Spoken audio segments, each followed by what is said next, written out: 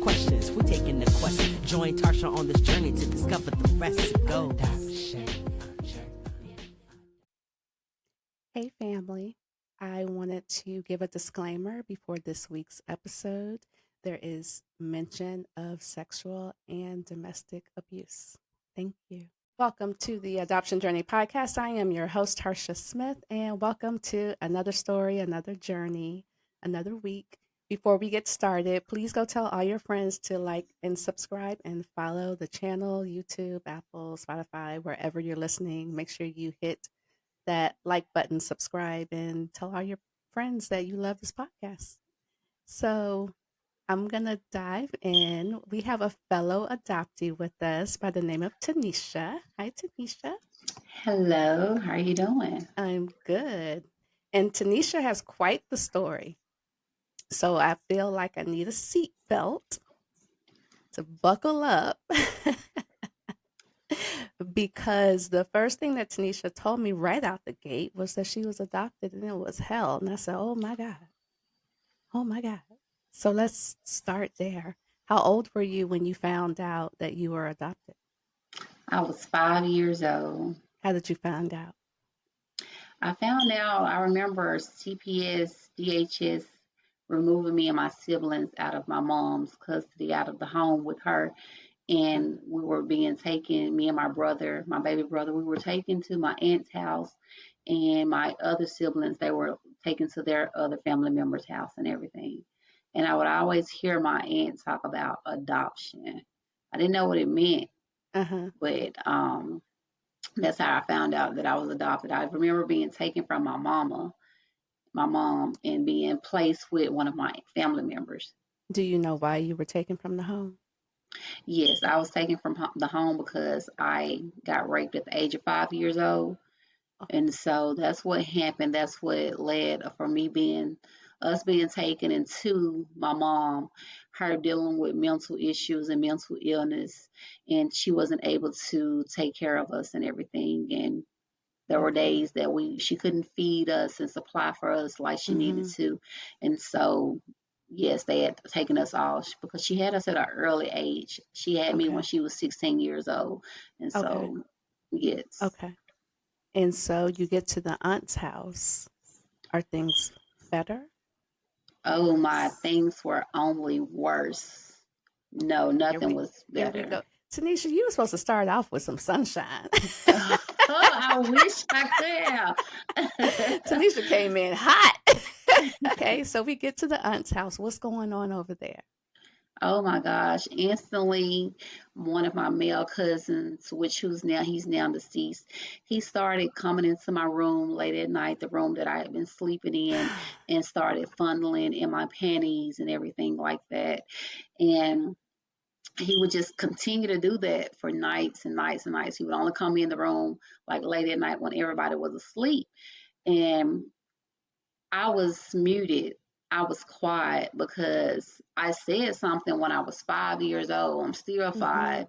And nobody believed me when I told the hospital what had happened, when I told the ambulance and everybody in the system, the police system, and nothing had happened. So I thought maybe, hey, I'm gone away from this first man, and I'm not going to be all these bad things. They're not going to happen to me anymore, right? But they just continued on from some of my male cousins for years. And you're still 5 at this time? I'm still 5 at the time. I'm still, yes, because when they took us and placed us in the hands of my aunt, and like I say, her son, who's now deceased, he would come into the room that I slept in late at night and fondle in my panties, or he would put my foot on his private area and to masturbate and things like that. I knew it was wrong, but I was so afraid then not to say anything because I had lost my inner voice. Right. And it had happened before, and then you got taken out of the home. And here we are again. My God. Okay.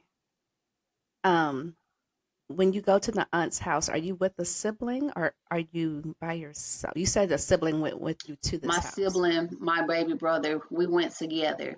She adopted me and my baby brother. My brother who's deceased, one of my other brothers, his grandparents and dad adopted him, and my sister, her aunt, adopted her. We all had different dads, except Okay, for my so baby brother and my sister. Yes, and so she just took us in, and yes, and it was horrible, the whole yeah, the process. whole ordeal here. So when you go to the aunt's house, let me focus on the aunt a little bit.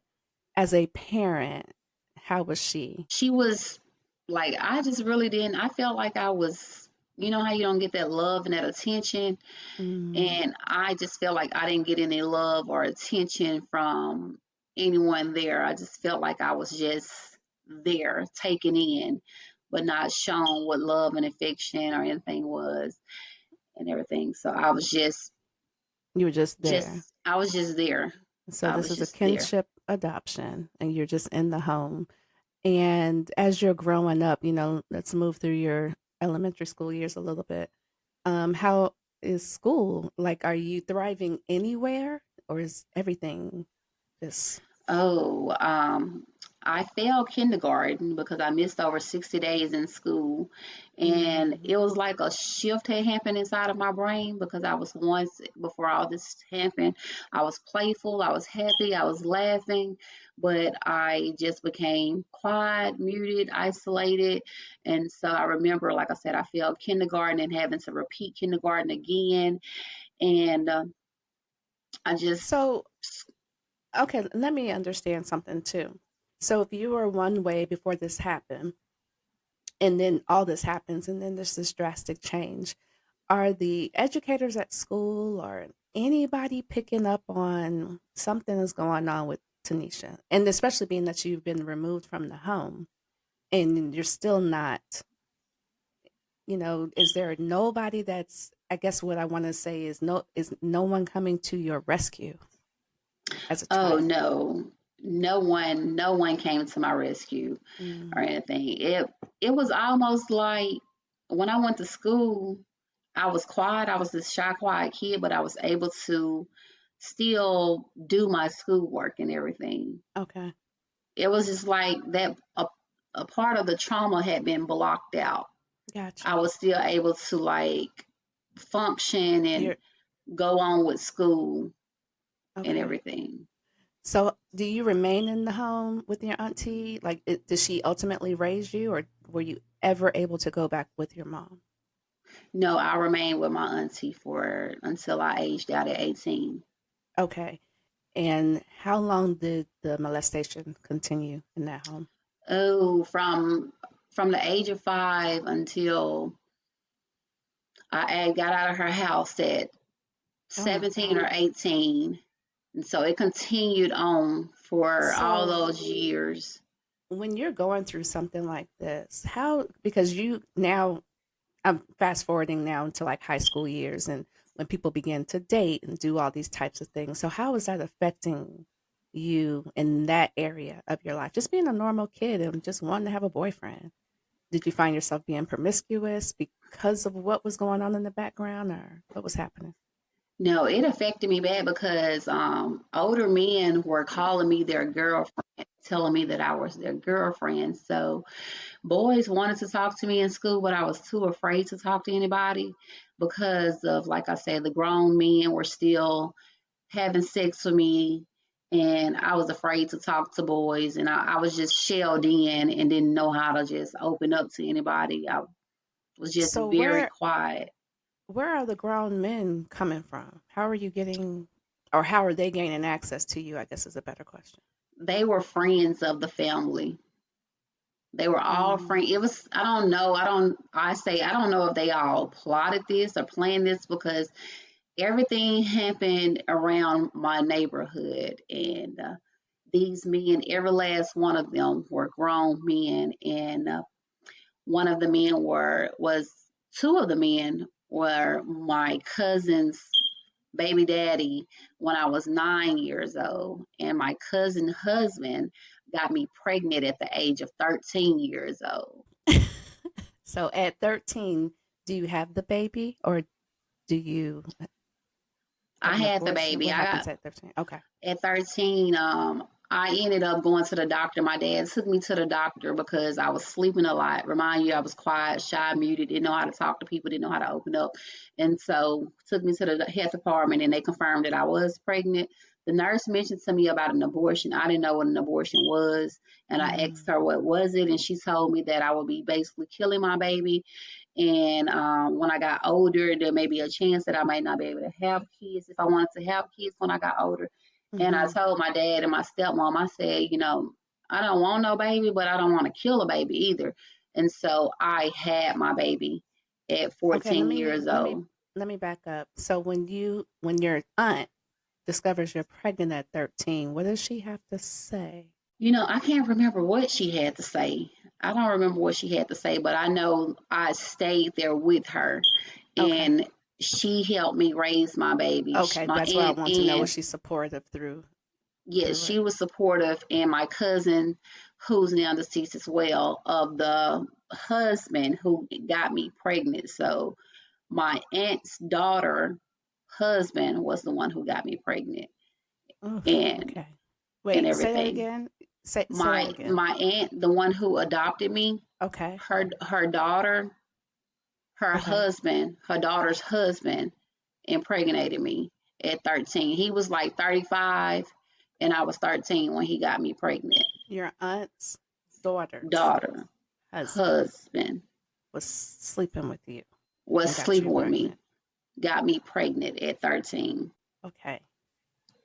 So as a 13-year, because now you're a teen mom, and I'm now I gotta like backtrack. Do you finish high school? Do you get through school? Yes, I finished high school. I graduated at 18 years old and I went Okay.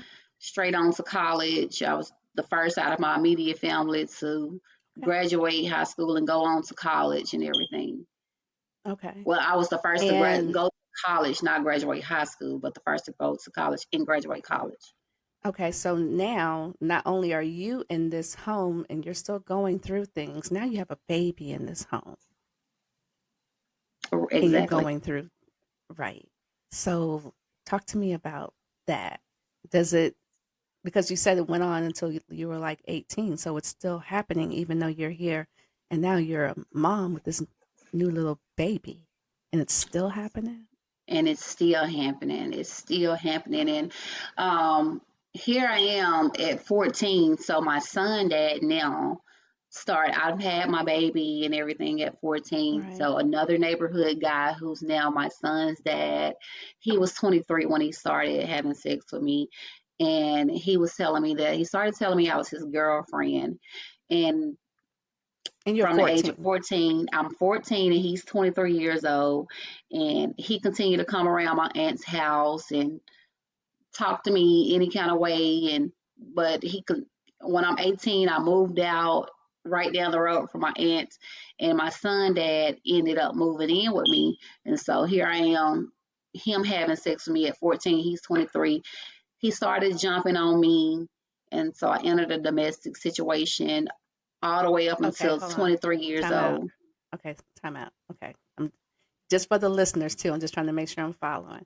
So you get pregnant because this is your aunt's daughter's husband.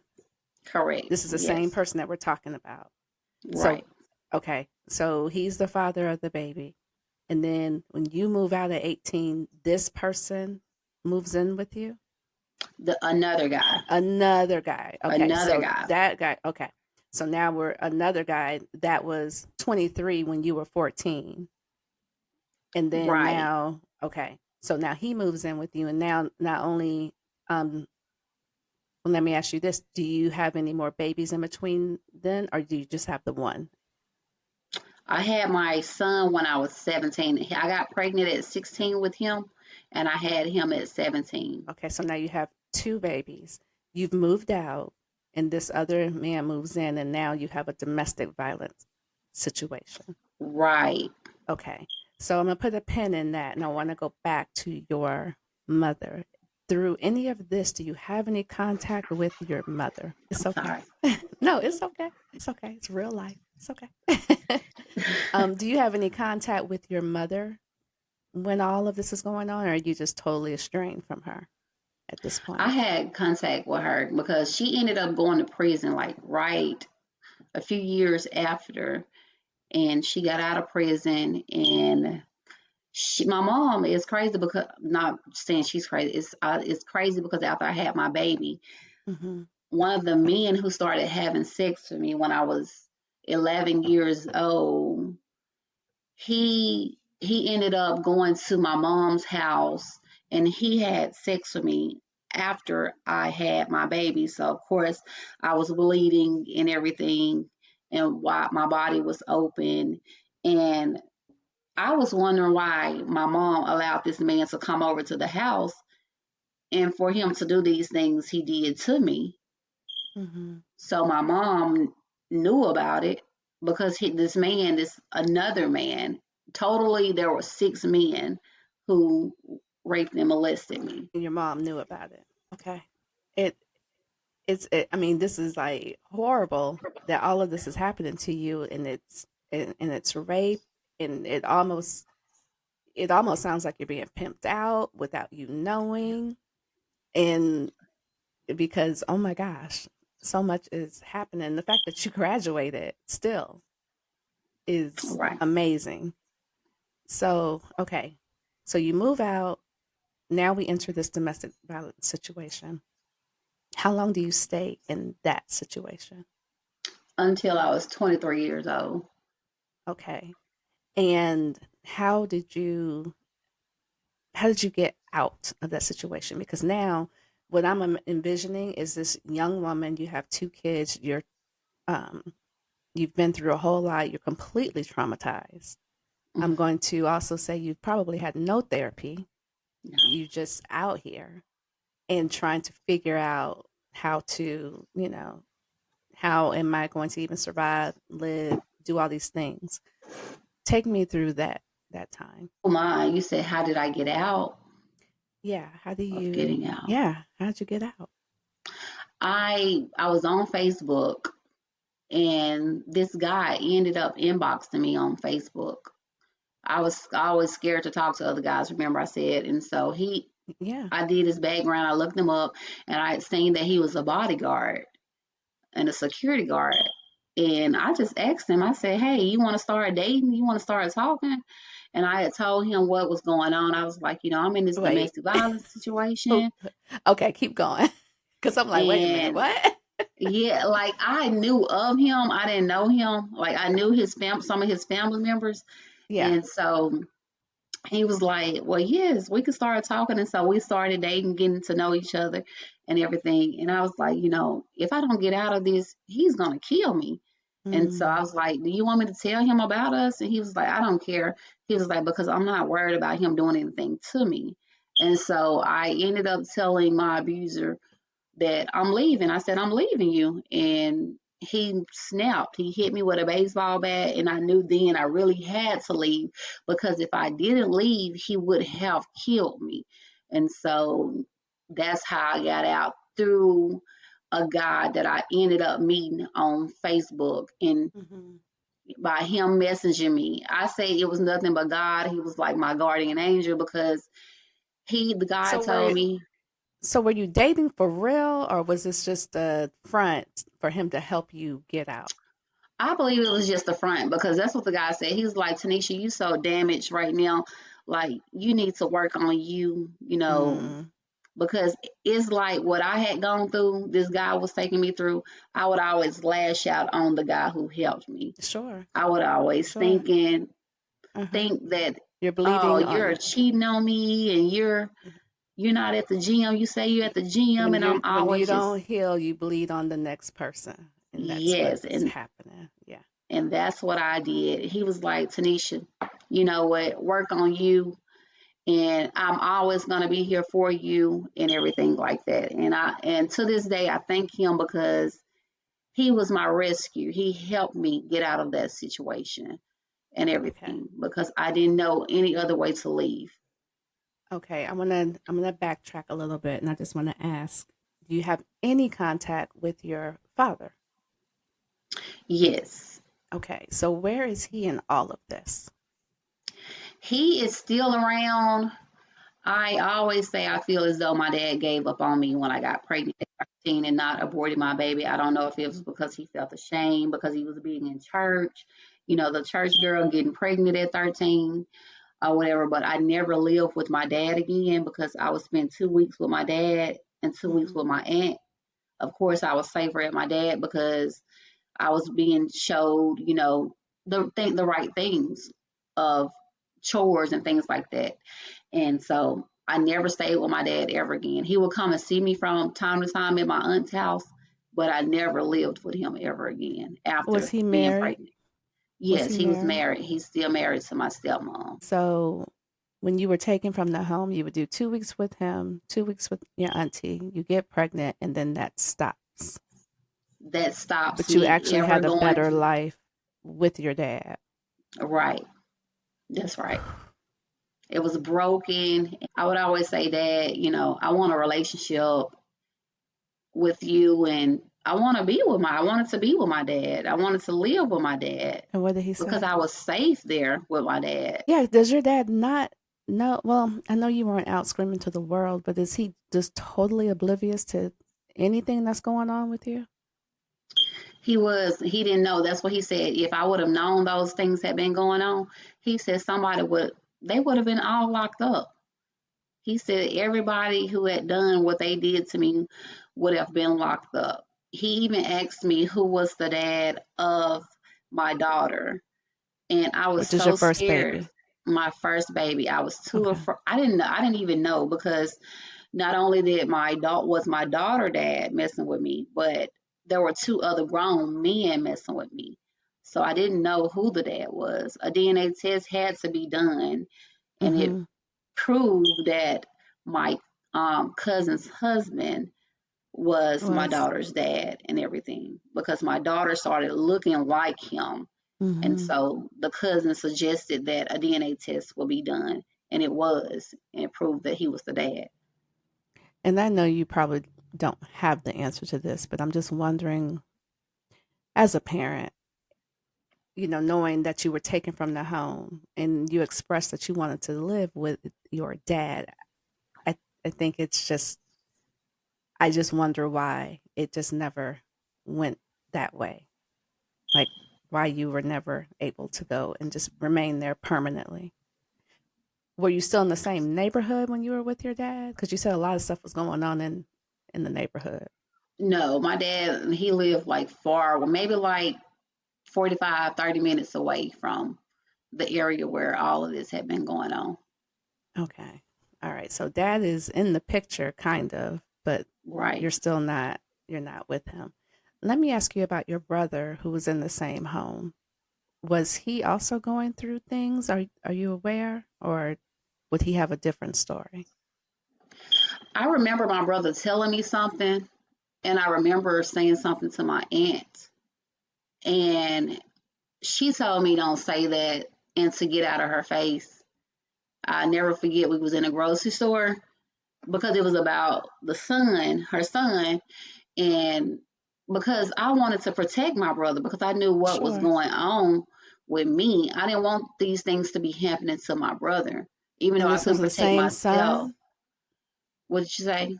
This was the same son? This was the same son. It was known that he would do these things to kids, like place their foot on his penis and masturbate, but it was almost like, well, no, that can't be true. No, kids are just talking and kids are just saying something. But whether if something happened to my brother, I don't know. I just know that he told me that, what my cousin tried to do. And I This said is something to my aunt. and this is her son. This is And her it's a known son. fact in the hood that he has a reputation for doing these things to children. Right, Got it. right. Okay. Got it.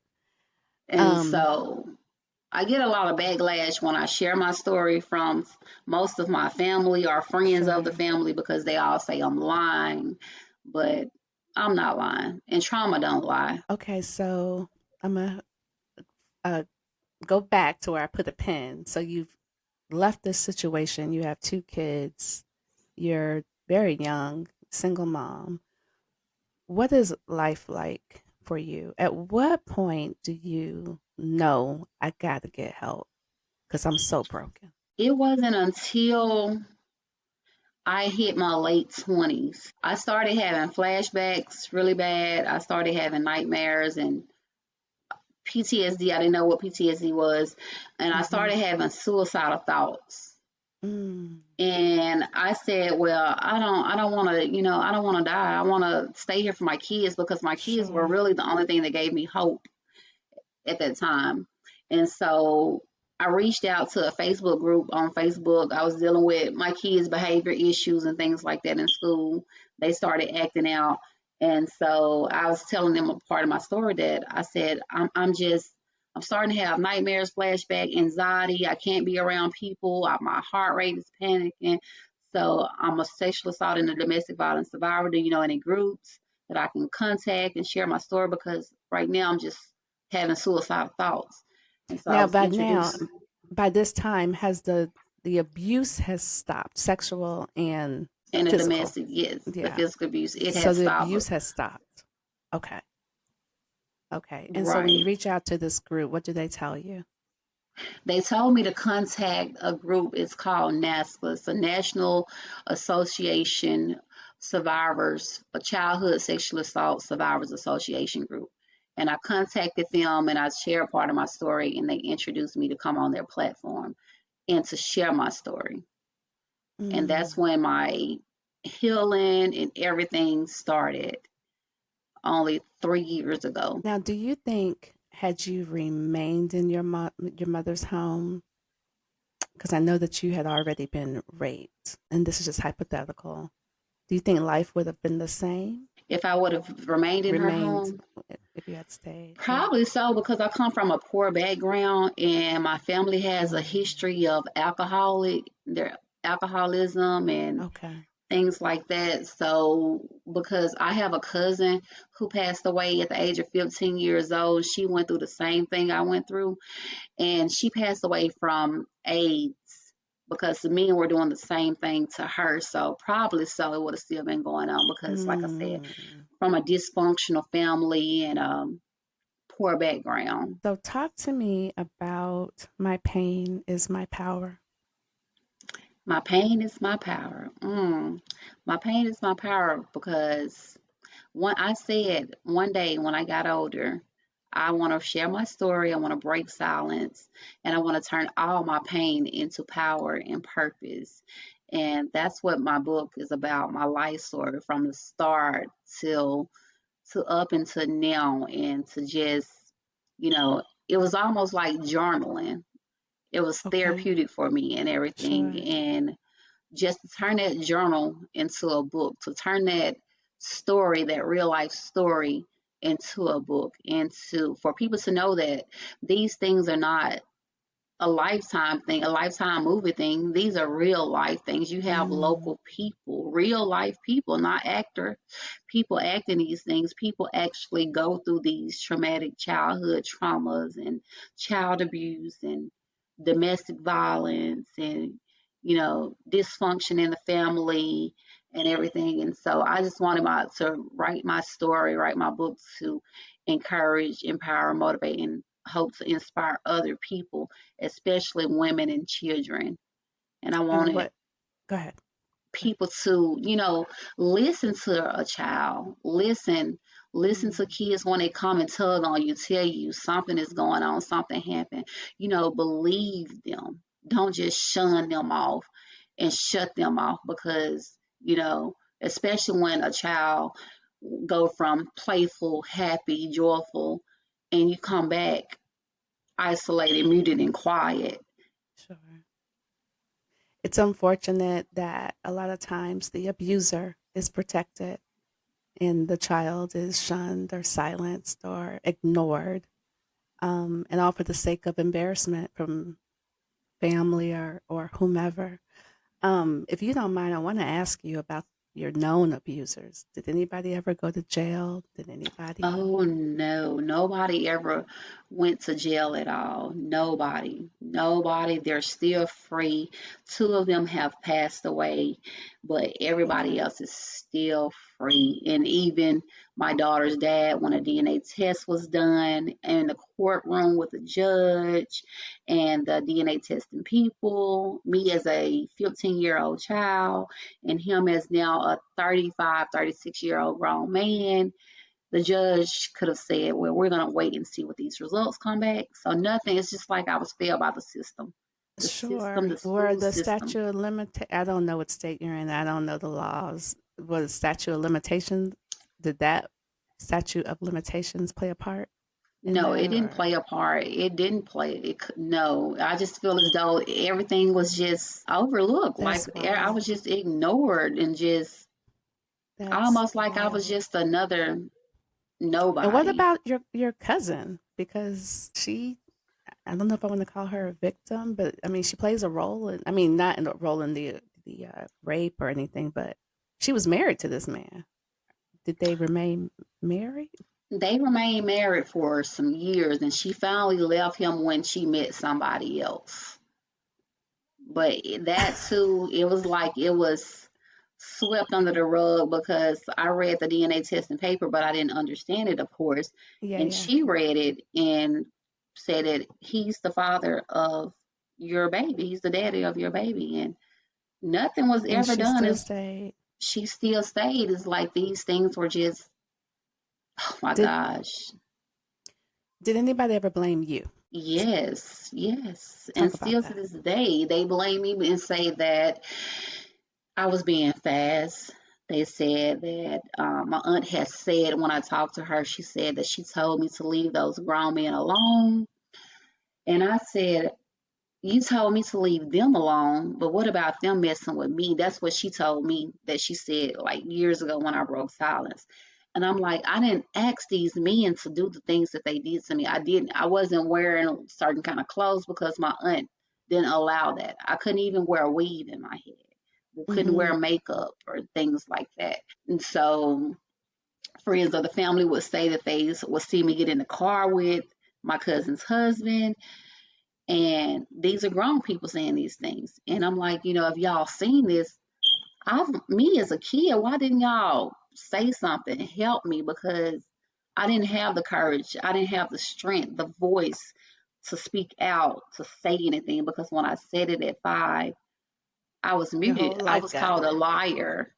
yeah. They said I was lying.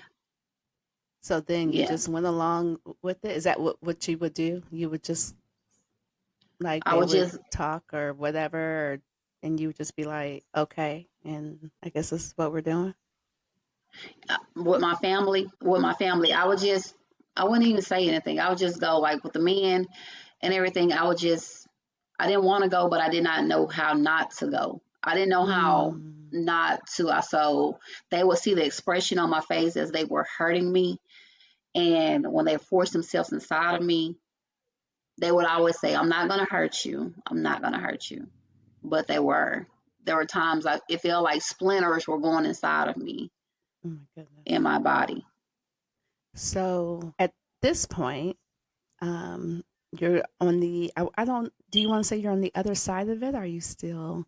Because it's always a healing journey for sure. But how do you feel at this point in your life?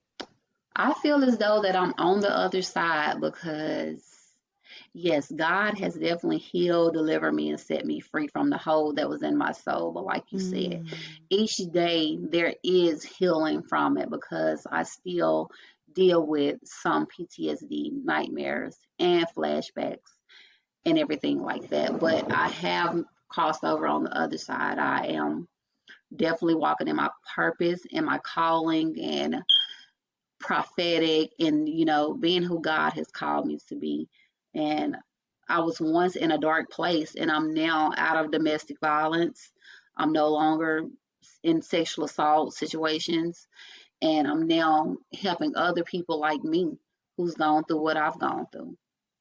Have you been able to maintain a healthy romantic relationship with anybody? I have. It's not been easy with us, but it's been worth it Okay. because of the trauma sometimes how it comes out and Hmm. everything like that. But he understands and I understand. And there's days that I don't want to be touched. There's days that I don't want to even talk. I just want to be, left alone.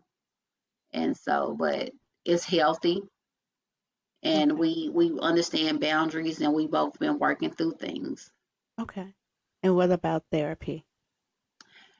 I just started back therapy this month because I'm in the process of having my abusers charged and locked up. Oh, And so I've been dealing with a lot. Like the memories and everything are coming yeah, back more having to relive it. vividly, having to relive it. And so it sent me to a dark place that Sure. I had to like start going to get some help. And I started back seeing a therapist and a psychiatrist and everything because I'm like, I got to get some help. I don't want to keep living like this. And the psychiatrist told me that I was bipolar, and I didn't want to accept that, and I didn't, understand Mm-hmm. it. And but I come to terms with, sometimes it's okay you know to know that you have things like depression, anxiety, bipolar, and trauma Sure. hits everybody different. I Super feel as though different. these things, yes, come from, the things that I've gone through and a generational bloodline, because my mom too, she was raped and molested. My mom too has gone through domestic violence. My mom Mm-hmm. had me when she was 16. I had Mm-hmm. my oldest daughter when I was 14.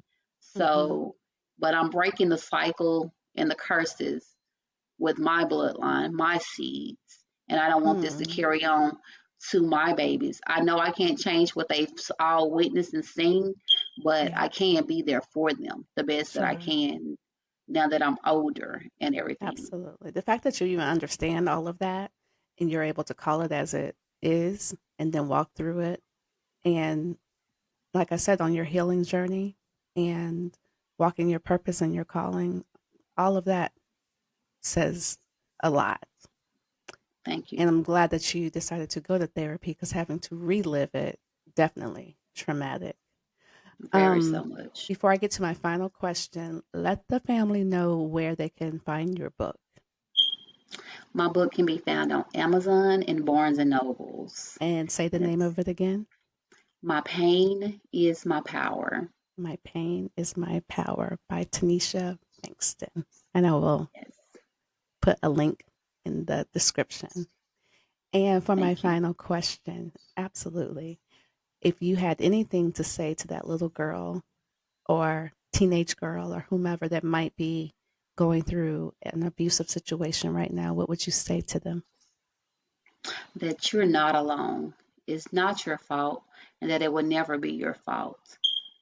And find somebody who you can talk to, whether it's a teacher, friend, or somebody. Don't stop until somebody believes you and get the help that you need, and that there Yeah, is hope.